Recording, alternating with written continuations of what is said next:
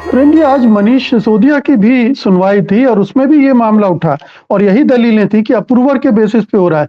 ना तो सरकारी खजाने को कोई नुकसान हुआ, ना कोई मनी ट्रेल मिला, बल्कि सरकारी खजाने को फायदा हुआ इस पॉलिसी से।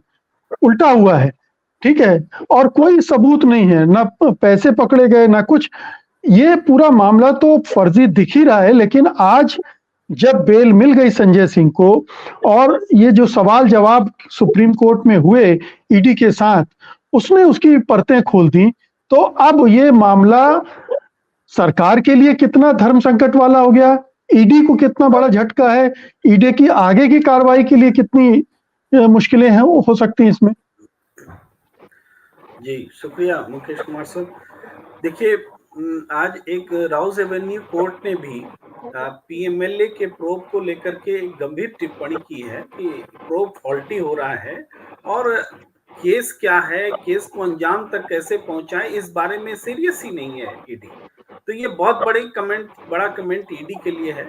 इससे पहले ईडी के लिए कमेंट सुप्रीम कोर्ट का आया था जब हेमंत सोरेन के सह अभियुक्त साथ में जो है प्रेम प्रकाश, उनकी सुनवाई करते हुए कहा था कि ईडी बार बार कम्प्लीमेंट्री जो चार्जशीट है वो देना चाहता है और इसको रिहाई, उसका मकसद कैसे भी उसको जेल में रखना है, ऐसा क्यों है, इस चीज को हम बर्दाश्त नहीं करेंगे। सुप्रीम कोर्ट ने कहा, केवल कहा, एक्शन में नहीं आया, वो अलग बात है।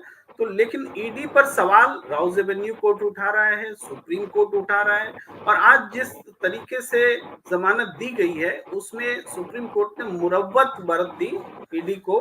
कायदे से तो रगड़ देना चाहिए था, क्योंकि ये पूरा केस ही सोल्व हो जाता है या उस दिशा में बढ़ता। आप जितने भी केस देखिए, सबसे बड़ा केस तो अरविंद केजरीवाल जी का है। 4 अप्रूवर के बयान केस है, 4 अप्रूवर, और सब उस अप्रूवर के वो कौन से लाभान्वित होने का मामला है, बेल के विरोध नहीं करने का मामला है। तो इन सब चीजों को क्यों नहीं सुप्रीम कोर्ट देख रहा है, मेरी या आम लोगों की समझ में नहीं आ रहा है। और सब ये कि इससे प्रोसेस से हो रहा है, प्रोसेस, अरे प्रोसेस से होने का मतलब ये थोड़े कि निरपराध को आप जेल में जाते हुए देखते रहे। आम आदमी का नजरिया तो यही है ना कि कोई पैसा मिल नहीं रहा है, कोई भी करप्शन होगा तो पैसा कहीं तो रखेगा, सोना खरीदेगा, चांदी खरीदेगा, मकान बनाएगा, कि कहीं सेविंग करेगा, कहीं नकद मिलेगा, कुछ तो होगा, कहीं तो होगा पैसा, लेकिन वो पैसा दिख नहीं रहा है। तो ऐसे केस में आज जो कुछ हुआ है, इससे देखिए एक परसेप्शन का जो जनता में जो बात जा रही है वो यही कि आम आदमी पार्टी के लोगों को गलत फंसाया गया है।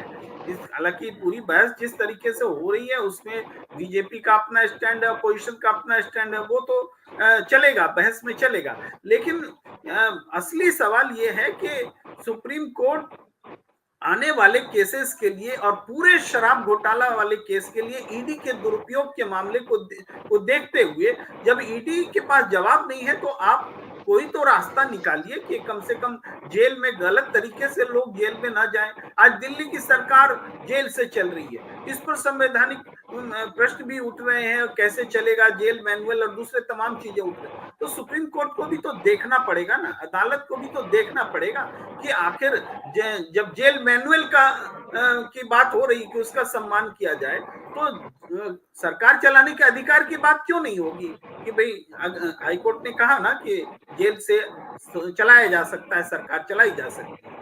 तो जब जेल से सरकार चलाई जा सकती है तो कोई जेल मैनुअल को उसको बाधक नहीं बनना चाहिए। आप व्यवस्था करिए, अलग जैसे व्यवस्था करना हो, कैबिनेट मीटिंग की व्यवस्था करिए, अरविंद केजरीवाल को फैसिलिटेट करिए कि वो जेल से सरकार चलाए।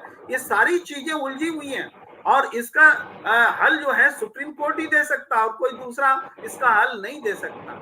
एक जी। बात पॉलिटिकली हम जरूर कहना चाहते हैं, वो ये कि बीते दिनों जैसे अभी इंटरनेशनल दबाव की बात आई, उसी तरीके से राहुल गांधी ने जो एक बहुत बड़ी अपील की थी कि हिंदुस्तान अगर दुनिया का सबसे बड़ा लोकतंत्र है, हम कैसे मान लें कि विपक्ष की सबसे बड़ी पार्टी के खाते फ्रीज है और दो मुख्यमंत्री जेल में बंद है, तो संवैधानिक संस्थानें जिसको लोकतंत्र बचाने की जिम्मेदारी है वो क्यों नहीं देख रहे हैं। ये इतनी बड़ी अपील थी, मुझे लगता है इसका असर सब जगह हुआ है। सुप्रीम कोर्ट भी संजीदा नजर आ रहा है विभिन्न मामलों में। आईटी ने अपने कदम पीछे खींचे हैं। ईडी के इस रवैये में भी कुछ दिखता है कि शायद नरमी, हालांकि इसमें खेल हमें ज्यादा नजर आता है, लेकिन दूसरी जो संवैधानिक संस्थाएं वो एक दबाव में जरूर आई है, क्योंकि ये जनता का दबाव है कि ये क्या हो रहा है देश में, ये देश में क्या हो रहा है, डेमोक्रेसी बचेगी कि नहीं, चुनाव आप सही ढंग से होने देंगे कि नहीं, ये गंभीर सवाल जनता के मन में उठ रहे हैं। इसीलिए संस्थानें जो हैं अलग तरीके से व्यवहार करती नजर आ रही है। बिल्कुल।